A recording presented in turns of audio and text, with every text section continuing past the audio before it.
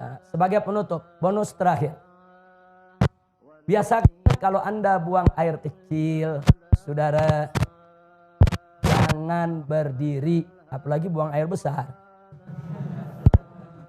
Buang air besar berdiri sih kelewat. Saya cerita buang air kecil. Kenapa saya cerita buang air kecil? Karena sekarang ini saya lihat sampai-sampai di masjid-masjid, ya, kadang-kadang tempat kencingnya juga disediakan yang berdiri, saudara. Nggak pantas. Apalagi ini di negeri Islam. Ini Indonesia ini mayoritas umat Islam. Mestinya tempat-tempat buang air kecil itu, saudara, disediakan ruang-ruang supaya orang bisa buang air kecil dalam posisi jongkok. Perhatikan cara jongkoknya. Perhatikan cara jongkoknya. Perhatikan, sengaja ini saya tarik biar kelihatan kakinya. Perhatikan cara jongkoknya. Jadi kalau kita baca kitab Kifayatul Akhyar sampai cara jongkok diajarin, saudara. Cara jongkoknya itu perhatikan. Jadi ini kiri, ini kaki. Jadi kita punya paha, ini pantat kita, ini diri di atas kaki kiri. Ini tegakkan. Begini cara buang air kecil. Seperti ini. Nah, karena kalau Anda lakukan seperti ini, insya Allah buang air kecilnya tiris. Kita jauh dari penyakit silisil bol. Nah, penyakit yang kencing gak habis-habis. Coba kalau Anda tidak tiris, ya perasaan kalau kita jongkok aja biasa, kencing, selesai. Saudara, nah begitu selesai, kita ambil wudhu dan lain sebagainya. Tanpa terasa, kadang-kadang air kencing masih keluar. Ngetesnya gampang. Cara ngetesnya, Anda kencing jongkok biasa. Nah, setelah jongkok biasa selesai, Anda cebok, istinja, Anda keringkan, Anda taruh kapas. Tes saja atau taruh tisu. Nah, taruh tisu, Anda pakai celana dalam, taruh tisu, tutup aja sama tisu. Habis itu Anda wudhu, apa segala macam, Anda mau sholat. Buka lagi, lihat tisunya. Ada tetesan air keluar lagi. Itu kalau kita mau ngetes, bener gak ini keluar lagi? Jadi kalau orang yang buang air kecilnya tidak tiris, akan keluar lagi. Nah maka itu supaya tidak keluar lagi, perhatikan. Ini seperti ini akan tiris. Seperti ini. Nah, setelah seperti ini buang air kecil, kita bungkukan sedikit.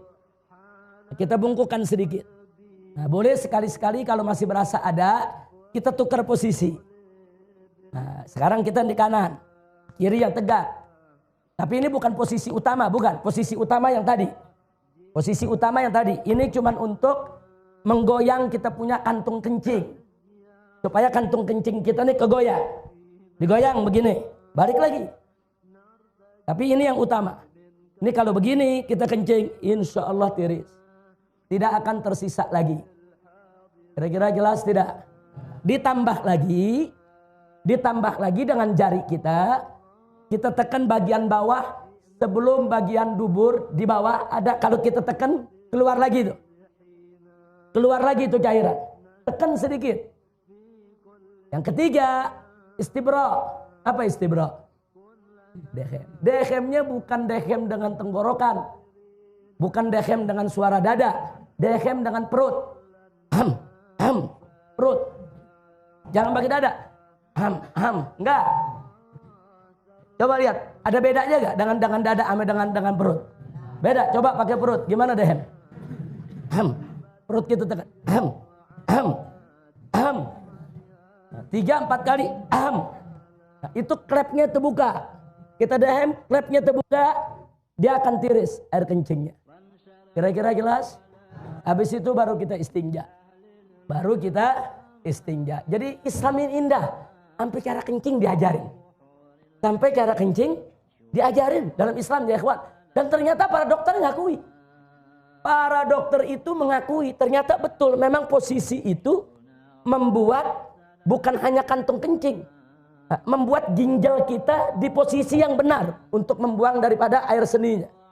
Jadi posisi ginjal nih, saudara, memang seperti ini. Dia jadi seimbang posisinya kalau begini. Ginjal kanan, ginjal kiri.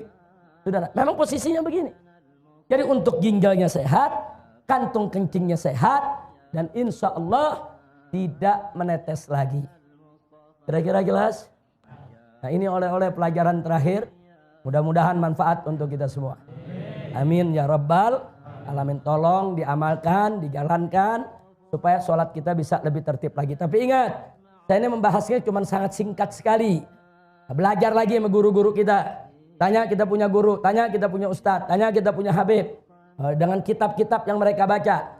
Bagaimana tata cara sholat, bagaimana rukun sholat, bagaimana tata cara wudhu. Apa itu hal-hal yang najis, apa itu hal yang membatalkan daripada wudhu kita. Pelajari. Sebab kalau Anda tidak tahu bagaimana cara bersuci, bagaimana sholatnya bisa benar. Itu pintu. Sholat tidak sah kalau bersucinya nggak beres. Pelajari dulu bagaimana cara bersuci, bagaimana cara sholat. Jangan sampai kita tidak tahu.